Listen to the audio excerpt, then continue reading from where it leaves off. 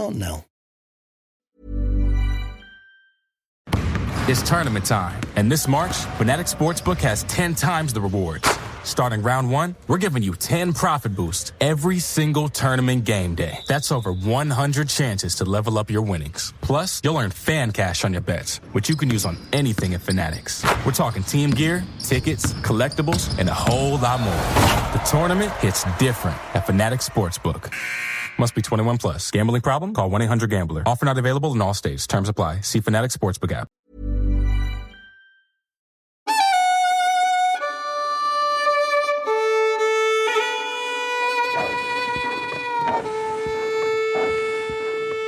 The Quilt.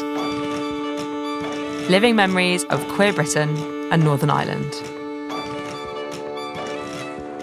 With me, Tash Walker. And me, Adam Smith. Hello, Adam. Hello, Tash.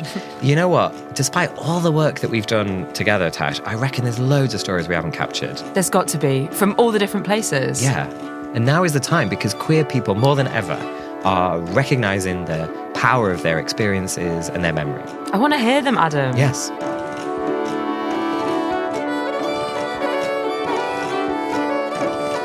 You know what, Adam? What? We've got to do it. We've got to travel around the UK. Yes. Let's get gathering the stories, the histories, the herstories. The their stories. Okay, I'm ready. Let's go. This is an audio archive for the future.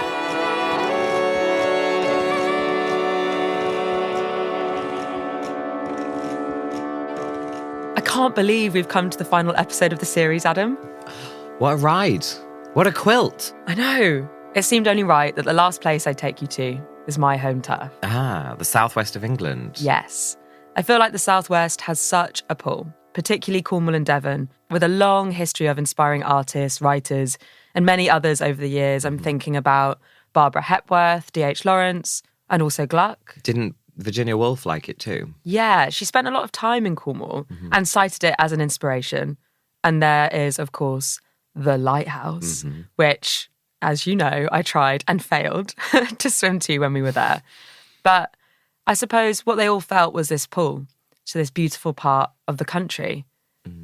But it is also an area which has high rates of poverty, has been badly impacted by tourism, and of course hasn't always, and in some places still isn't, very accepting. So it's a complicated place with attitudes going back and forth, but always this gravitational pull for creative people. Yeah, exactly. Which is why I've called this episode The Wave.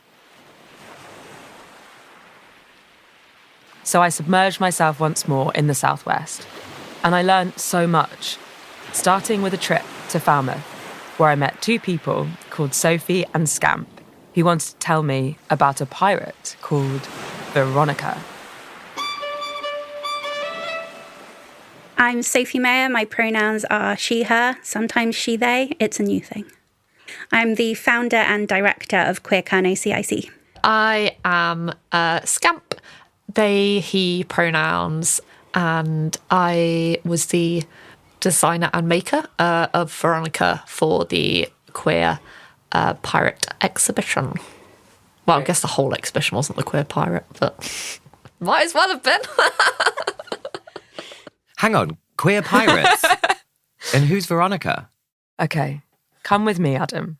I asked Scamp and Sophie to take me to meet Veronica at the National Maritime Museum in Falmouth, which is where we met Stuart, the head of public programmes and deputy director.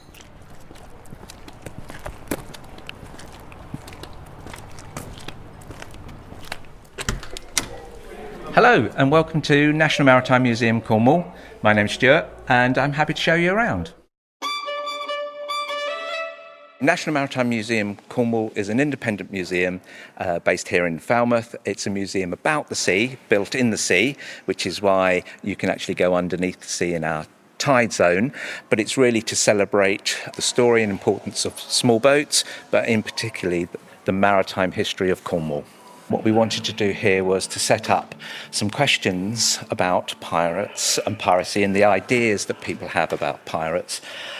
So where does the popular image of the pirate come from? Are they heroes? What do you think of when you think of a pirate? So those are the questions that are part of the narrative of the exhibition. So we're walking down a gangway and there's pirates hanging above us, different representations of pirates. Polyamorous pirate. Yeah, there it is. So there are 3 pirates who are like jauntily holding hands, and the 3 polyamorous pirates. That's not fact checked in any way. But that's just plain. But we decided it quite early on. Okay, we descend further. Let's go.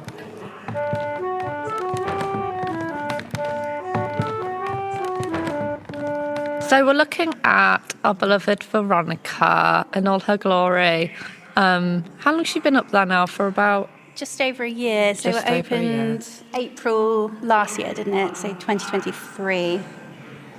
But she actually has been in the works since the summer before that, wasn't she? Yeah, she was. Yeah, so she travelled all the way from Penryn, which is where my studio is. But actually the driftwood is from... So she's a skeleton structure to describe her.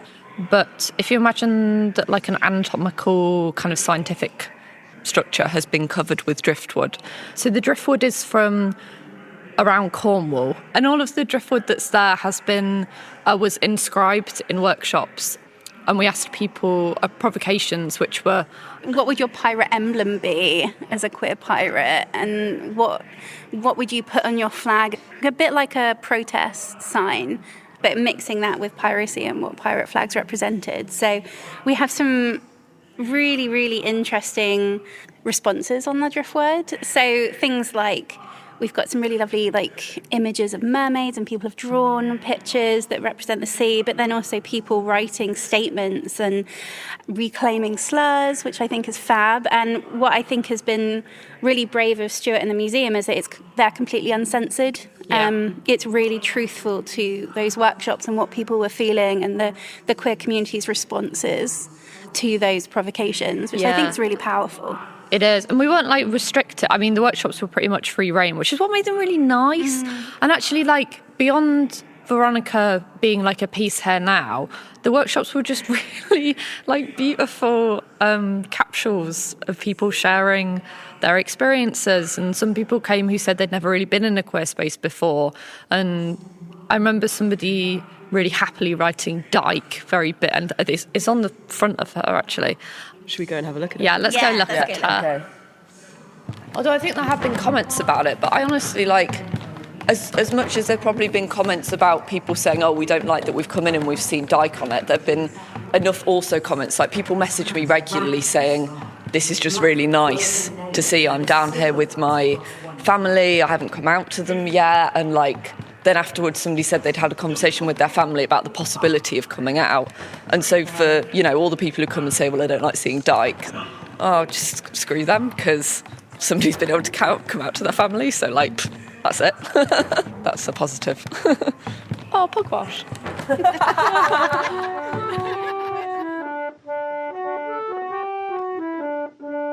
This is the kind of panel that goes with Veronica. And it's labelled Queer Pirate. LGBTQI pirates are hard to pin down. The burden of proof is often overpowering. What we can say is that Anne Bonny, Mary Read, Jack Rackham, and other figures in pirate history have queer resonances. Pirates existed in the shadows, in the margins of society, overthrowing societal conventions and creating their own separate counterculture. This representation of pirates living as a counterculture is reflective of our queer experience. This piece represents the lost queer pirates that we cannot know.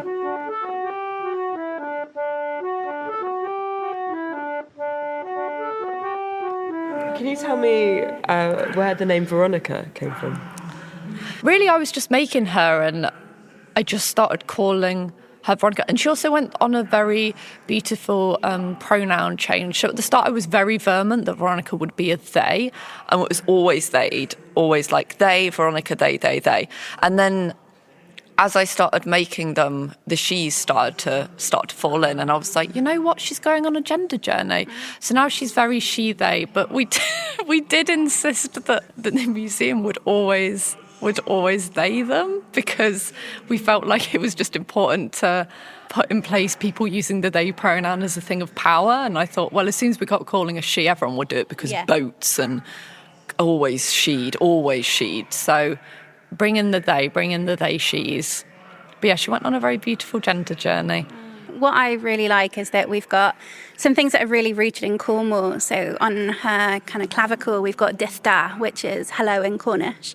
And I think that's important to kind of, it really represents the queer Cornish community. And like Cornwall and Cornish is a protected minority identity. So it was really important that we localised the work that we were doing.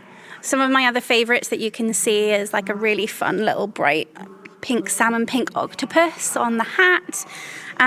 We've got some Polari, Fabulosa, and words like that. We've got like a fish skeleton, kind of using the natural like knots in the wood to create the fish, which I think is really beautiful. Oh, yeah. Yeah. Oh, wow, that's amazing.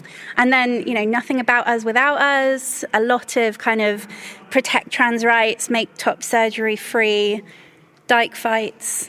Slade.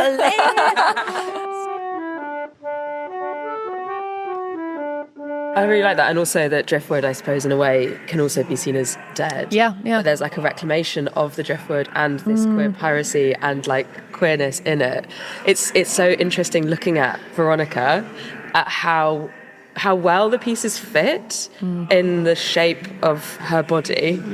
Almost like you had created the pieces of driftwood for that part rather than applying it, which is really interesting. It's like the driftwood has become Veronica and Veronica's become the driftwood. Definitely. It was a lot of trial and error.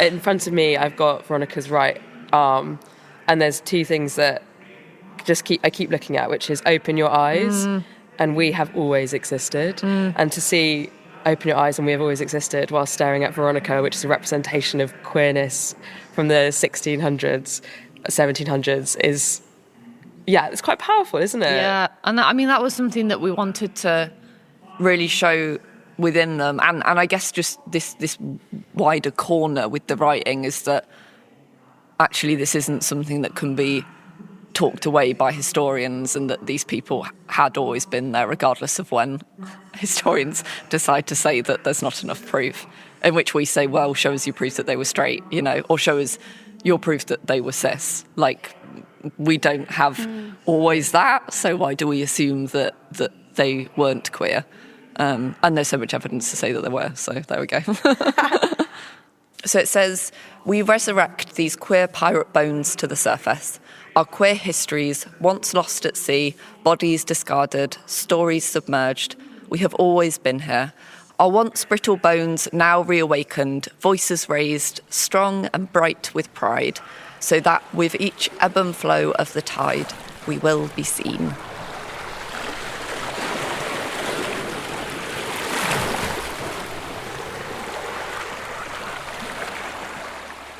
Army hearties. I'm pretty sure I've seen Veronica out in the bars by the docks, necking pints. I love what Scamp and the others have done in making her, conjuring up the lost queer histories, using research and their creativity. Yeah, and speaking of creativity, just before we left the museum, I asked Scamp about Veronica's skirt. Her skirt is made from a reclaimed bit of sail fabric, and it's draped over the underneath is a lampshade. So if you imagine kind of quite a big lampshade, wide cone, or it's like a dog cone skirt, and then it has this reclaimed kind of bedraggled sail over the top that's been textured and made to look old and as if it's been pulled from the sea. So that comes from the sail loft, which is above the fish factory, which is a very Cornish place, a very Cornish name to have as a studio. But so that is where I have my studio, in the fish factory in Penryn. Well, I love Veronica, obviously, and her skirt. And I'm sure we've all worn a lampshade at some point in our lives. True. What about the history of the pirates? Well, I asked Sophie exactly that. And she started by telling me about her work at Queer Kernow. Queer Kernow is my baby. I am an archaeologist and historian by training, and I spent about a decade working in museums And I just got really fed up with the lack of representation and felt like within the system I was almost being complicit in it. So during COVID, when I was made redundant, my best friend Nikki and I were like, well, this is a perfect time to do something a bit risky because we've got nothing to lose. So we set up Queer Kernow in 2020, actually with a lot of help from Dan Vo, who is involved with Queer Britain. He's a huge supporter of mine and I love him so much. So we set up as a CIC with the idea that we would help museums, galleries, libraries and archives around Cornwall celebrate their queer history. And also as a queer woman who's married to a non-binary human, I think it's really important that we felt seen and didn't feel erased. And I didn't feel like I was really living my truth by working within these institutions. And I faced a lot of homophobia while working in institutions. So it felt really freeing to start something new. And really work with museums to push them to be more inclusive. So I can be a bit bolshy, which is what I like, in a nice professional way, just trying to hold museums to account and try and push them beyond their comfort zone. So that's what I try and do with Queer Kernow. And it enables me to work on projects like Veronica and really connect with the community. Like, I think I met Scamp through creating Veronica and their friendship is really special to me. And I think that what Scamp was saying earlier about the burden of proof, I was really met with quite a lot of resistance to that traditionalist retelling of history. Because I was very much like, let's talk about Mary Read, a pirate that was part of Jack Rackham and Anne Bonny's kind of pirate ship. And they spent a lot of time living and working as Mark Read. They presented as Mark Read for so much of their life. And what does that mean to the like modern trans community and how can we feel those resonances? And then it was, oh, no, but there's no evidence for that. And well, there's no evidence for all of piracy. It's all secondhand information from a book in like the 1720s. So, you know, my thing is, well, how do you know, right? Like, how do you know that that's how Mary Read presented? You absolutely don't.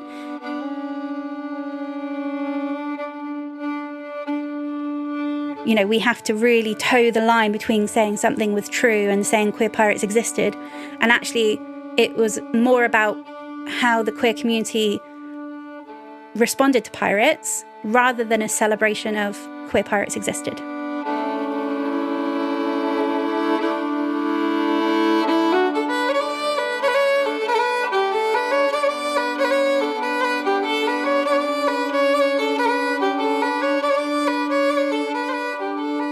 Well, as you might guess, I love what Sophie is up to, reclaiming queer histories and finding a place for them.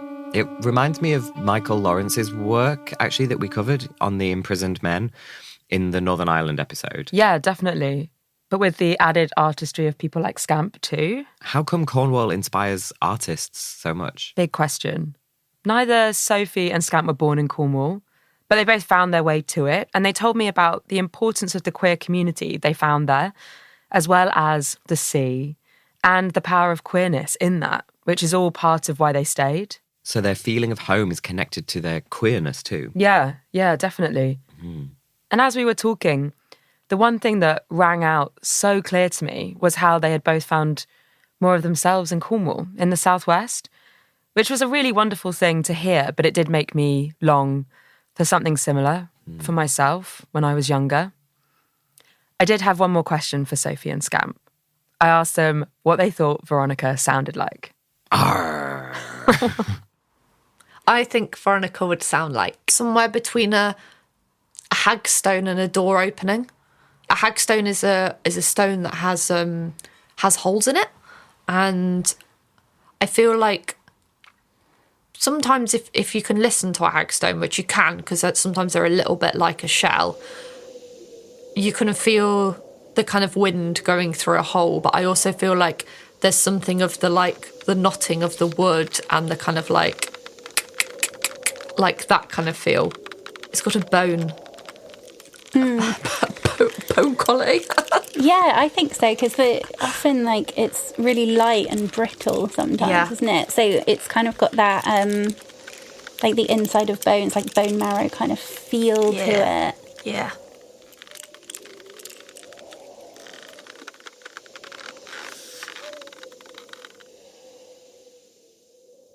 I think Veronica would sound like...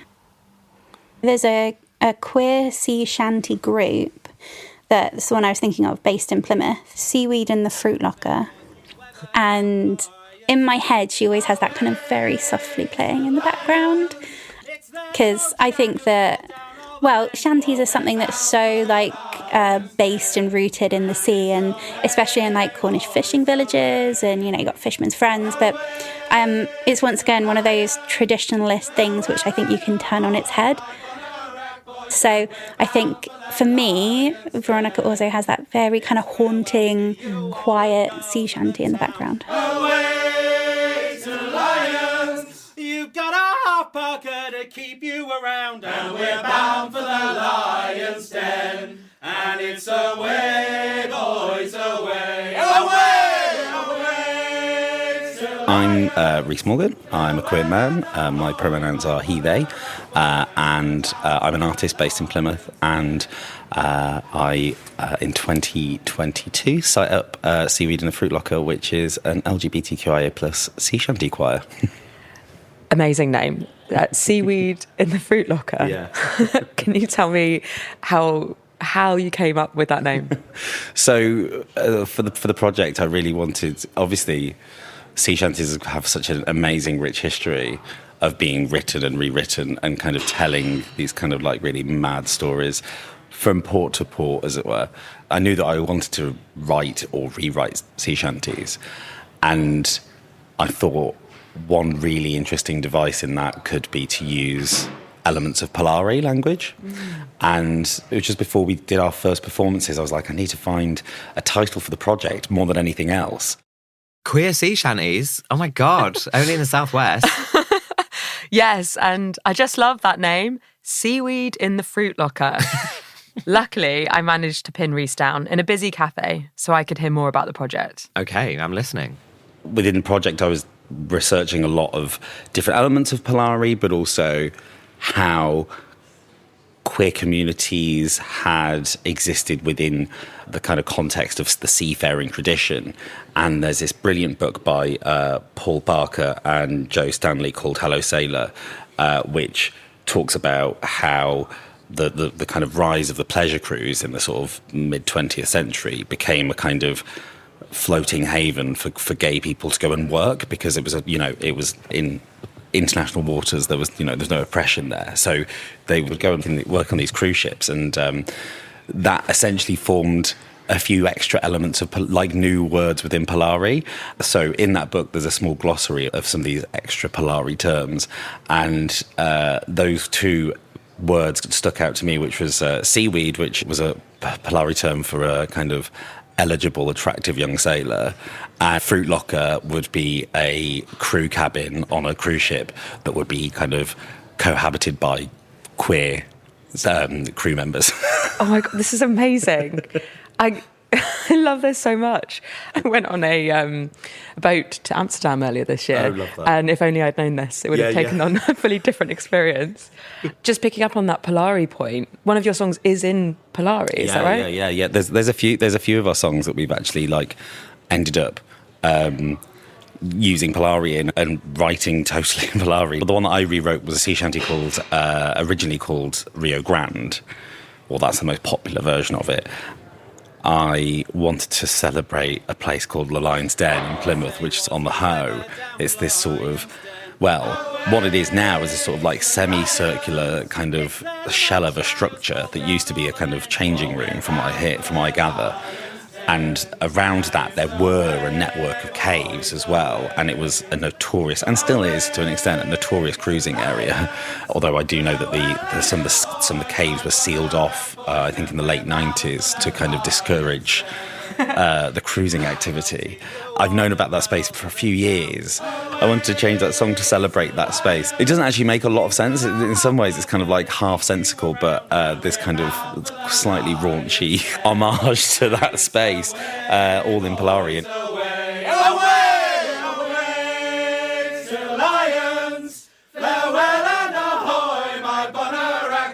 it isn't only all filthy language, but a lot of it is. And what's kind of cool about that is it allows you as a queer person, when you're using it in performance, in something like sea shanties, it allows you to kind of hide in plain sight and kind of talk about things that maybe polite society, even now, wouldn't really want you to kind of like shout from the rafters necessarily. So it's kind of like... I love it. It's so good. Lions, farewell and ahoy, my Bonarac boys, and we're bound for the Lion's Den. So I'm from Plymouth. When I was growing up, I didn't know about the Lion's Den. And I sort of wonder about like all of these hidden spots and all this queer ancestry that we've got bubbling alongside us when we're younger that we don't know about, and how things could have been different if we had. And I love the way that you're reclaiming Polari to sing these songs about your queer ancestors, our queer ancestors, through this very like Plymothian seafaring shanty idea. It's so great, but then also singing it to these unbeknown younger generations. Yeah, exactly. And also what's been really amazing about that process is bringing together a group of people of all backgrounds from all over the world as well, because it's a university city. You often have a lot of queer people who are literally very international, which is interesting because of Plymouth being this port city, having this kind of like transience as well within its population. Like there is a certain element of people coming in and out, quite a lot, and has been for a long time. And being able to kind of bring those people together, and us being able to take that space to tell our own stories. And a lot of the members of the group have, over the years, like got involved in different songwriting, and you just get these amazing, whether they're historical references. There's one of our songs, Hellcats, by Seth from Penrose. Boys, girls, hey! Girls will be boys, boys will be girls. Hey, girls will be boys. And that tells the story of Anne Bonny and Mary Read, the two female pirates who hid in plain sight, sort of dragged up to get aboard the pirate ships, and then kind of went round and caused hell in the Caribbean with Jack Rackham. And she kind of like wove this amazing song that's kind of quite hard to sing, but it's quite fast paced, but it's brilliant, and audiences really love it because they're sort of hearing this history that maybe they wouldn't normally hear, but also it's been approached in a way, well, from a point of view that maybe it hasn't been before. Way, girls will be boys, out on the high seas, it's anyone's world. Girls will be boys, girls, boys. And there's loads of great examples of things like that, and just people telling their own stories, like Ben Doney, one of our members, who's a very prolific writer in the group. He has written these amazing songs from his perspective that are just so beautiful and really connect with audiences, and that's just such an amazing part of it. It's making me think about how historically storytelling is through song and like folklore, and something that us as queer people have in common is that historically so much of our history is told through gossip and singing. This is kind of like a merge of the two things. Totally. And again, that's where it's interesting to bring the Polari in, because it continues that tradition of Polari being used, in public spaces to kind of indicate to each other what was going on, as it were. It kind of builds a connection between each of us as performers, but also us and the audience. It's very unique, I think, and taking the group to different sea shanty festivals and to different venues around the country and seeing the reaction, especially at the shanty festivals. I didn't realise when I started it how unexpected it would be in terms of like how well received it's been, but also sea shanties were often written by kind of burly men all stuck on a boat together at sea for weeks to months to years on end. Nothing's queerer than that. And so I don't know why it kind of seemed obvious to me to queer that space. But a big part of it for me has also been because there are problematic elements to a lot of sea shanties, whether that's gender-based, whether that's race-based. There's a lot of reinforcement of colonial tropes that happen in sea shanties, and finding ways of rewriting them or writing new ones to tell a different story and to maybe offer a different insight on history that we don't always get because of kind of how rigid historical pedagogies can be. It opens that up a little bit and creates a space that's fun, but also is doing something that's kind of challenging as well at the same time, I think. Oh, I feel like writing a sea shanty now. Inspired. Or just being on a ship full of burly men, Adam. We all have our creative processes, okay? Anyway, I asked Rhys if he had a favourite song. Oh, I think it has to be Tip the Brandy. I don't know. There's quite a few, but I think Tip the Brandy, which is one that Ben wrote, which is almost... It's kind of... Because it's slightly inspired by the Wurzels, so it kind of goes beyond being a sea shanty. But it's this absolute raunch fest about tipping the brandy, which is Polari for rimming. We'll tip the brandy. Tip the brandy. Tip the brandy. Tip the brandy. Oh, tip the brandy now, see how it tastes. How it tastes. But if you think it's nasty, stick to your maiden's pasty, or we won't let good brandy go to waste. There's so many that are just such a joy to sing, and that's the key for me, is the joy, really.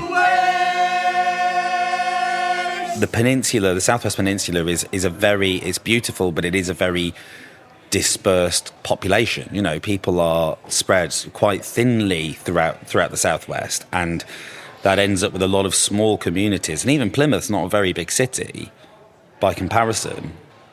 So I think it's important to kind of like have any visibility you can, really.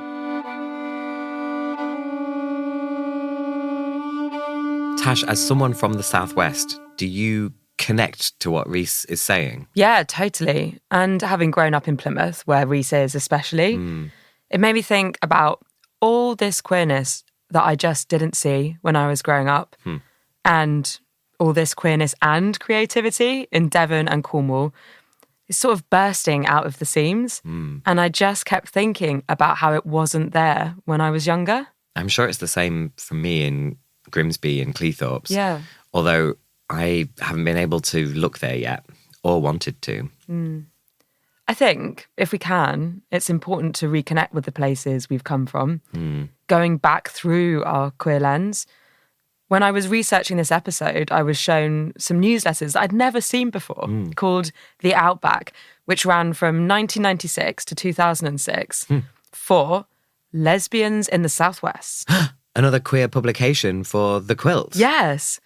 And I headed back to Kresen Kernow, to the archives, to look through them, with one of the women who was involved, Eirian, and guided into the archive by Alice, who works there. Hey. Hi, Alice. Hey, welcome to Kresen Kernow. Thank Would you you. like to come in? I'd love to, thank you. So I've got some of the Outback newsletter at the archive. Oh, amazing. These look great. Yeah, they're so lovely. I love all the different colours. I've got Eirian, who illustrated some of the front covers, coming in a bit to have a chat about it. Oh yeah, she's so lush. Her drawings are so wonderful. I love the covers that she designed. Hi, I'm Eirian Pascoe-Jones, 67, lesbian and proud, who once played a part in the production of the Outback, which was a little local magazine which we published to keep the gay community in Cornwall, well, the lesbian community, updated and in touch, especially to reach out to those who were isolated or had no way of getting to any of the several venues which we had then to socialise and meet. We were just looking at some copies of the Outback. And that started in 1996. Yeah. Because we found the 3rd anniversary. But so you got involved in illustrating the covers? I did, because I was part of the Out of the Blue band, which also had Kate, who is one of the main protagonists for the Outback, and she knew that I could draw, so she just said, do you fancy doing some front covers? And so I did, and about 100 odd later, I didn't do all of them, but I did quite a few of them, and everybody's been most complimentary about them. They're brilliant. Well, we've got some in front of you now that you designed. How does it feel to look at them? It's great, actually, because I'd forgotten about most of them. I mean, we've probably all got a collection of Outbacks up in our loft, although we have actually donated ours now because we just didn't have room for them. And I look back and think, what on earth was I thinking when I do these things? And the answer is probably not a lot, because I would get a phone call from Kate or a message, and she would say, it's that time again, and I would then have to race to a piece of paper, scribble down whatever nonsense was in my head at the time, usually based on what month it was, and somehow get it down to her either by post or by taking it by hand, because didn't have email and stuff back then. I certainly didn't. I didn't have a mobile phone back then. When did you first get a mobile phone? Do you remember? Yes, my wife bought it for me so she could get in touch with me, which wasn't much good because I always had it switched off, which I still do, and it annoys her greatly, I have to say. So let's have a look at these ones that we've got in front of us. What's that one? Outback, the newsletter for lesbians in Cornwall and the far southwest. May 1999, and it's a picture of the Obios, so it's obviously celebrating Cornish culture. It's one of the Osses, but obviously it's in black and white because we couldn't have colour fronts because it would have cost too much to print. So whatever it was, they were all black and white. So yes, that's what that is. So it's got no relevance to our community whatsoever, which is like most of the covers, actually. Some of them are relevant, but most of them were just, like I said, stuff that came out of my head at the time. And they're all of the Outbacks different colours, aren't they? So it's different coloured paper. Yes, they tended to just go in. I think she had a sequence as to what colours she used, but I think she picked them out, being a Virgo like myself, in an orderly fashion. We used to look forward to the envelope coming. It always arrived in a discreet brown envelope because obviously it was going to people's homes who didn't want to be outed. But yeah, we all looked forward to it. Now we've got a quiz here. What do you know about women? And what are the questions? Yes, well, the first question is, in 1928, the year Well of Loneliness was published. This is the answers, in fact. So the quiz must be somewhere else in here, God knows where. But yes, there's about 20 questions. Then we have the crossword and the answers underneath. Someone sadly spelt profession wrong, but never mind, we'll let them off. Then we have the contact list, where people are obviously trying to meet other people. So that's quite nice. That helped people meet friends and things. I'll pick one that hasn't got a person's name in it. It says, romantic lesbian, 34, slim and nice, non-smoker, likes animals, dancing, crafts, etc., and seeks genuine friends or a sincere life partner. Let's hope she did. Who else have we got here? Gay girl, new to the scene, looking for other sincere gay girls for fun times with a possible view to a relationship, and most of them are along those lines. Haha. So here's a nice one. Real nice, soulful, romantic feline, has cub, is honest, sincere, plausible, seeks perfect mate and sister cats. Isn't that lovely? Oh, dear of her. What else have we got here? We've got B&B adverts, because obviously there was a few gay-run B&Bs down here. Donations. Women's disco in Plymouth. Yeah, Saturday the 27th of June. Where was that? DJ Angie. That was in the Good Companions, Mayflower Street in Plymouth. Okay. All very nice. Addresses. And then there's Lesbian Line, Switchboard, Shout Group, Pool. That's the Plymouth Organisation of Lesbians. And then the What's On at the back. The Arts Club. Noah's Ark. Yes, that was a funny old place that was. What else have we got here? Pinkies. Yes, that didn't last very long, I don't think. The thing that lasted the longest was the Acorn. And it's all been done up now, of course. But when I first started going there, they had seats up the back as if it was an old cinema. So it was like rows and rows of cinema seats at the back where you could sit and watch everybody making fools of themselves. There was a stage where the band used to play. And then there was little tables all set up where people could drink and watch whatever was going on. Like I said, we used to do these cabarets, which was great fun. I do miss that, actually. We had such fun. There was another place which I also liked, which was over at Portreath, and it was called the Ops Room, and the men were in there as well, but they were always in our toilet, putting their makeup on and what have you. Died a death, sadly. When did you realise that you liked women? Oh, that's a good question. Probably right from the start, really, but you sort of pretend, don't you, not to be going that way, especially as I was in the army for a short period as well, and that was not a big no-no back then. It was an offence. So I kept my trap shut about that. But, I came out of the... And one of the reasons I came out was because I thought, no, I can't be myself in this establishment, which is a shame because it was a good life. And how did you meet your partner?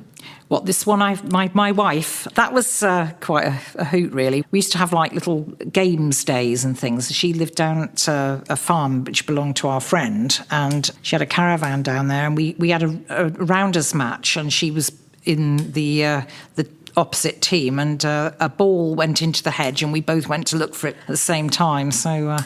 That's how we met. That's quite romantic, It is really, isn't it? Yeah. How did you meet? In a hedge. Bless her heart. I have a major knee surgery and had a pre-op assessment where we were going through the forms, and then I found this anomaly where there was no tick box for civil partners. This is going back a while, obviously, 2010 this would have been, and things were supposed to be equal, weren't they? We were supposed to have more recognition, but when it came to filling in that part of the form, married, single, whatever, there wasn't a section for civil partner at the time because it wasn't recognised as a marriage at that point. And she said, marital status, I said marriage, and she said, oh, it's civil partnership, and she said, oh, that's single then. And I said, no, it isn't. And she said, oh, I'm ever so sorry. I mean, the nurse was very apologetic. She couldn't understand it either, but she said there's nothing on it. So I thought, oh, I'm going to sort that out. So after my operation, I wrote to the human resources people who wrote back after a short period saying, we are not allowed to change this because it's against the law, or some nonsense. Anyway, I thought, this is silly. So I wrote to Stonewall, who immediately got in touch, and lo and behold, it was all changed on the paperwork. So now we have everything on there. And as you know, of course, now straight people can have civil partnerships, so it recognises their relationship as well, which is right. That's how it should be. You can't have equality just halfway. It has to be all or nothing, doesn't it? God, she must be proud for standing up like that. Yeah, I think she is. What a huge thing. And the Outback sounds incred. It really was. You sound like me as a teenager. I just couldn't stop reading through the old newsletters with Eirian. This is August 1999, issue number 37. We have a women's symbol, a black women's symbol with a white symbol behind it, mirror imaging it. And underneath we've got 1, 2, 3, 4, 5, 6, 8 naked ladies, just from the top up. I don't know why.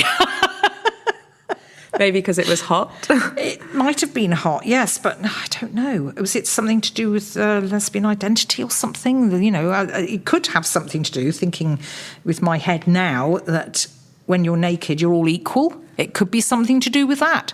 Who knows? Yes, here we are, the Eclipse Club. Well, can you believe it? A real club in Cornwall at last. Proper, purpose-built club. And it's an L&G club. All the time, not just some of the time. Run by L&G people, too. At a guess, I wouldn't say the bouncers were gay, though. It's how I remember clubs used to be before I came to Cornwall. Let's hope it's a great success. And Kate has written that, who's the editor of Outback. Agony aunt. The next one's quite funny. I shouldn't say that, really, should I? What on earth are you worrying about? I'd be flattered if I were your girlfriend. This is to dear T. Tell her you are a virgin, and I'm sure she'll be gentle with you and take you to heaven.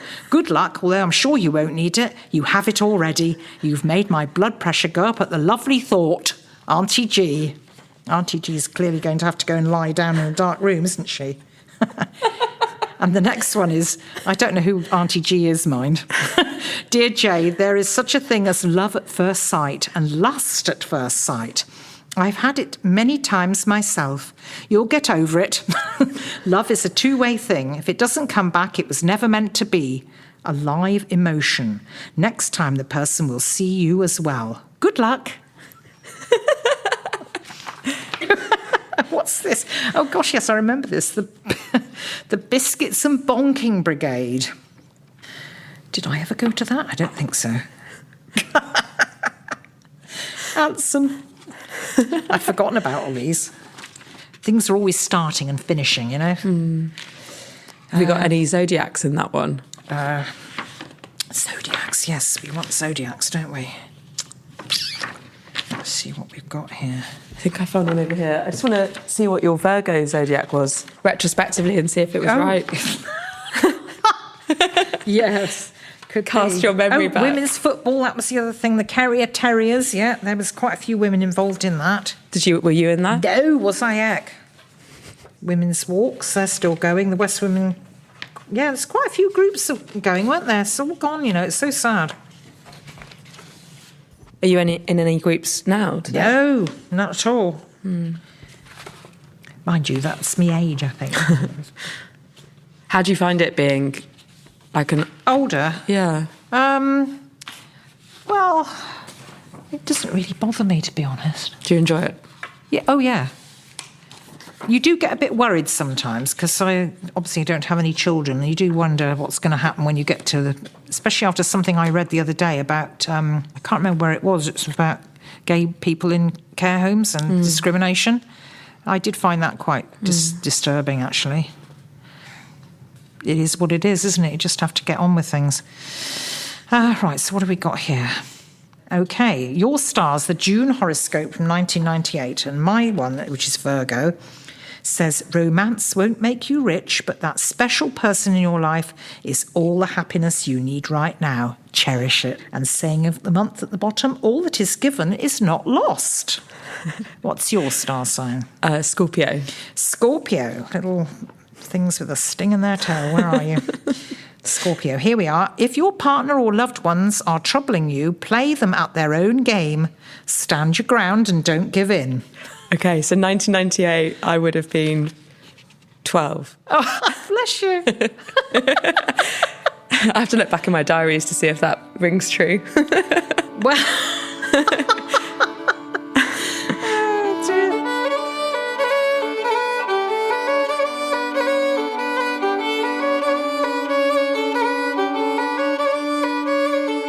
Well, were you in a situation where you needed to stand your ground, baby Tash? Every minute of every day.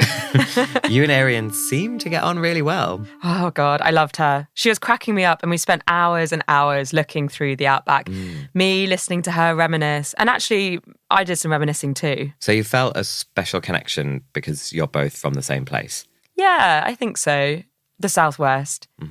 Eirian said about it being a different climate back then, especially in Devon and Cornwall. It really was. How did that conversation feel? I got a bit overwhelmed, you know, reading that newsletter that I so desperately needed, but had no idea existed. It was a real mix of emotions for me. Complete joy at seeing all this history, but also a real sadness. But also so much creativity going on. Like the Southwest is a real hotspot. Right. And that brings me to one more person. It's the Cornish poet Charles Causley, who was born in Launceston in 1917. Okay, what's Charles's story? Well, during my research, I was in touch with the writer and historian Dr Jen McDerra, who told me about Charles. He never used the word gay or homosexual to describe himself, but there are many stories that sort of gently whisper around him. He was clearly a fiercely private person, but when he was asked if he would write an autobiography, he simply replied, "It's all in the poems." I'm hooked. Me too. And he's from Cornwall? Yeah. He lived in a house in Launceston for 50 years. And it turns out that you can stay there, in Charles Causley's home, Cypress Well.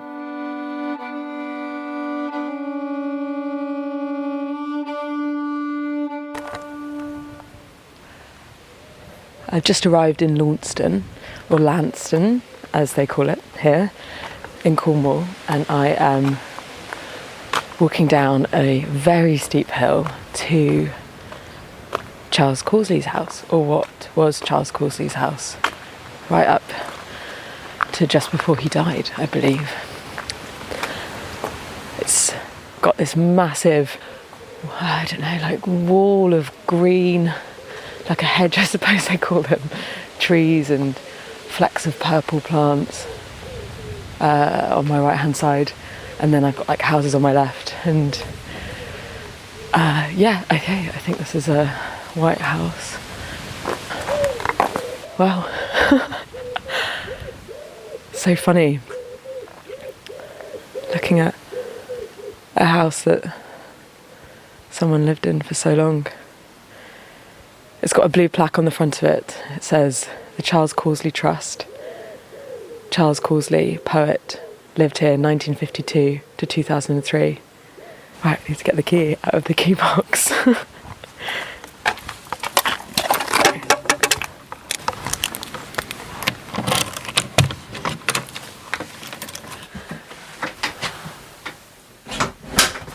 Pretty much everything here is the same as when Charles lived here. All the furniture, they told me, is the same apart from the beds. I should take my shoes off. Okay, there's like this little white porch area. It's got pictures, religious iconography, Mary over the door, and then it's straight into the living room. Oh my God. It's like frozen in time. Wow. Lots and lots of pictures from across the years. There's a dresser, a big wooden dresser. It's got 2 dogs at the top on either side. Lots of figurines and plates. He was in the Navy and then came back to Launceston after World War II. A sailor came walking down Angel Hill. God, it's so amazing to sort of be in a house and wonder about how a brain worked and a human lived in it, doing things like making cups of tea, walking upstairs, washing, getting dressed, staring, thinking, jumping, maybe, feeling surprised, feeling sad, feeling happy, crying, laughing, coughing, sneezing. All of those sounds that are held in these walls with his mum and then on his own after she died. He knocked on my door with a right good will. Okay, I'm now in the study. There's a desk which is sat in front of the window that looks out into the garden, and then just like all of these green trees, huge green trees, and it's sunny and the light's catching all of the different leaves as the wind's gently blowing it. You can imagine looking up out at this green as he thought about his poems, maybe.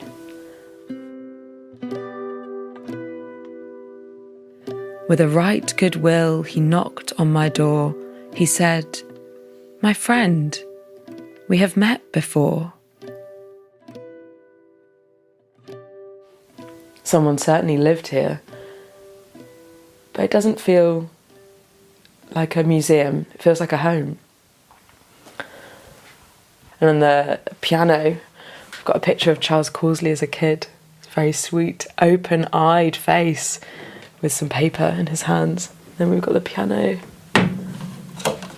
I wonder who was the last person to play this. Years of piano lessons.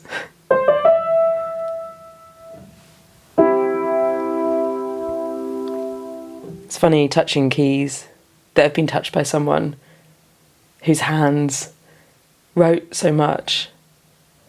People talk about him writing ballad poetry. He wrote a book of short stories, I think, called Hands to Dance, which feels exactly like what fingers do when they play the piano. So there's a poem that people talk about that he wrote called Angel Hill. Maybe I'll read it now. A sailor came walking down Angel Hill. He knocked on my door with a right good will. With a right good will, he knocked on my door. He said, "My friend, we have met before." No, never, said I. He searched my eye with a sea blue stare, and he laughed aloud on the Cornish air. On the Cornish air he laughed aloud, and he said, "My friend, you have grown too proud." No, never, said I. In war we swallowed the bitter bread, and drank of the brine, the sailor said. We took of the bread and we tasted the brine, as I bound your wounds and you bound mine. No, never, said I. By day and night on the diving sea we whistled to sun and moon, said he. Together we whistled to moon and sun and vowed our stars should be as one. No, never, said I. And now, he said, that the war is past, I come to your hearth and home at last. I come to your home and hearth to share whatever fortune waits me there. No, never, said I. I have no wife nor son, he said, nor pillow on which to lay my head. No pillow have I, nor wife, nor son, till you shall give to me my own. No, never, said I. His eye, it flashed like a lightning dart, and still as a stone then stood my heart. My heart as a granite stone was still, and he said, "My friend, but I think you will." No, never, said I. The sailor smiled and turned in his track, and shifted the bundle on his back, and I heard him sing as he strolled away, "You'll send and you'll fetch me one fine day." No, never, said I.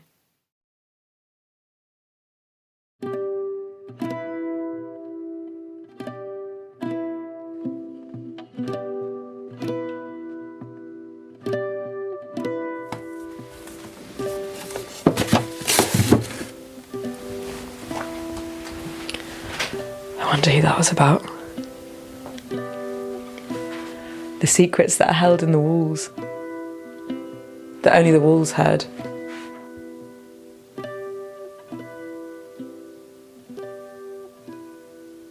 I found out he died on the 4th of November 2003, which is actually my birthday. It was my 18th birthday, and so to think that I was just down the road in Plymouth, turning 18, and he was in Launceston, dying, is just a coincidence, but it's hard not to draw a point of meaning between that. I wonder who Charles Causley was.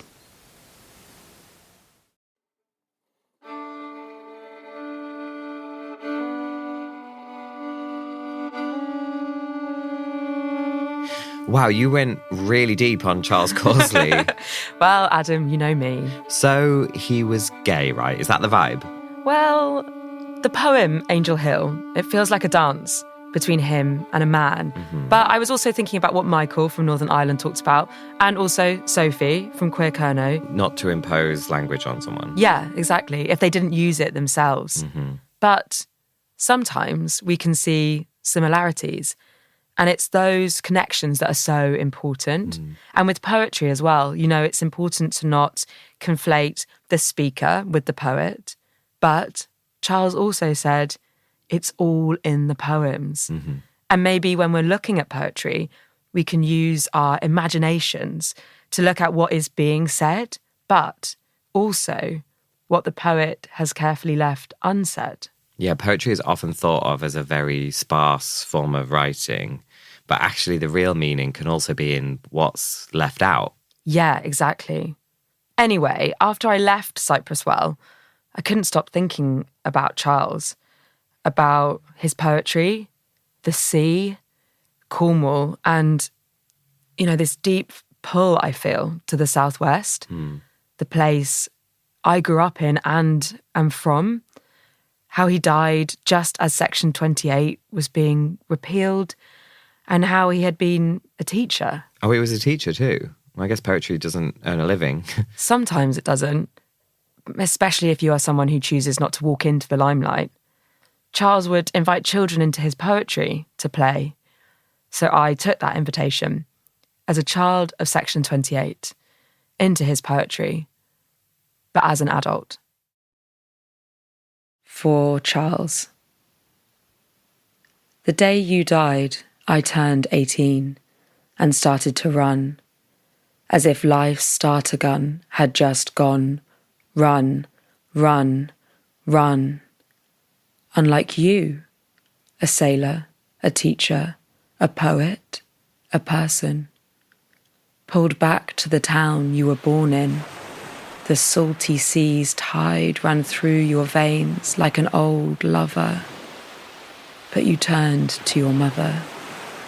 That same wave pulled me, a child of Section 28, now an adult who had forgotten how to play.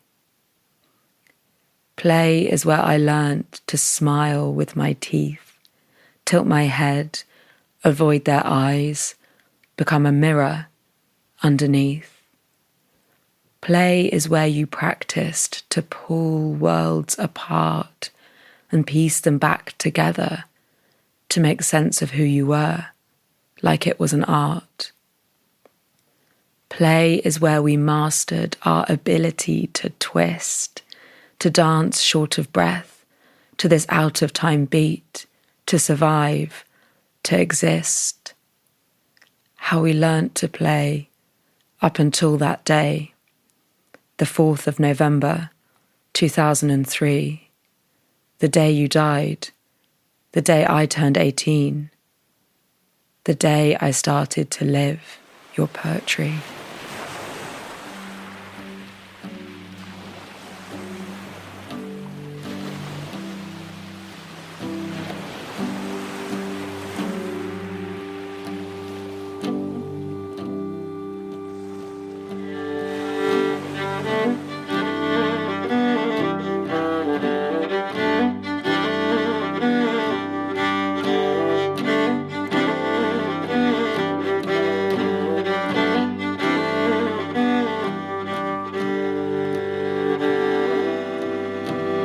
Oh my God, we're living poetry, aren't we? Tash, amazing poem. Loved it. We thought we were a quilt, but maybe we're poetry. All of the above. So that's it. That's the full quilt. That's it. But look at this amazing quilt, Adam. All these stories, all these people we've met from travelling across the UK. When we started, we heard that it takes a community to make a quilt. And that's been true of this one. From the Trans Joy Quilt in Norfolk to the Queer Youth Club in County Durham. Yeah, to the Dead Lesbian Bars of Glasgow and the queer driftwood pirate named Veronica. Arr. Arr. Okay, all right, I get it. All these patches sewn together in this podcast series, this audio archive for the future. Exactly. This quilt is everyone we've recorded and everyone who's listened. We're all living archives, and these stories can now live on in all those people as part of our collective queer ancestry. And all part of Queer Britain. The Quilt is an Aunt Nell production in partnership with Queer Britain, the UK's first and only LGBTQ+ museum, and funded by Mindsets and Missions. It is hosted and produced by Tash Walker and Adam Smith. Music by Rhiannon Takol. The assistant producer was Marnie Woodmead. The associate producers for Queer Britain were Sue Shave, Sean Williams and Catherine Dick. Mixed and mastered by David Pye. For this episode, we'd like to thank Dr Jen McDerra, Queer Kernow, Alice Howard at Kresen Kernow, Stuart Slade at the National Maritime Museum in Falmouth, all the members of Seaweed in the Fruit Locker, the Charles Causley Trust and Exeter University Archives. Queer Britain Museum is located in Granary Square, King's Cross in London. It's free to visit and is open from Wednesday to Sunday, 12 p.m. to 6 p.m. If you'd like to talk to anyone about any issues raised in this podcast, you can always get in contact with Switchboard, the LGBTQIA+ helpline, on switchboard.lgbt or by calling them on 0800 0119 100. Instagram teen accounts come with automatic protections for who can contact teens and the content they can see. Learn more about teen accounts at instagram.com/teenaccounts.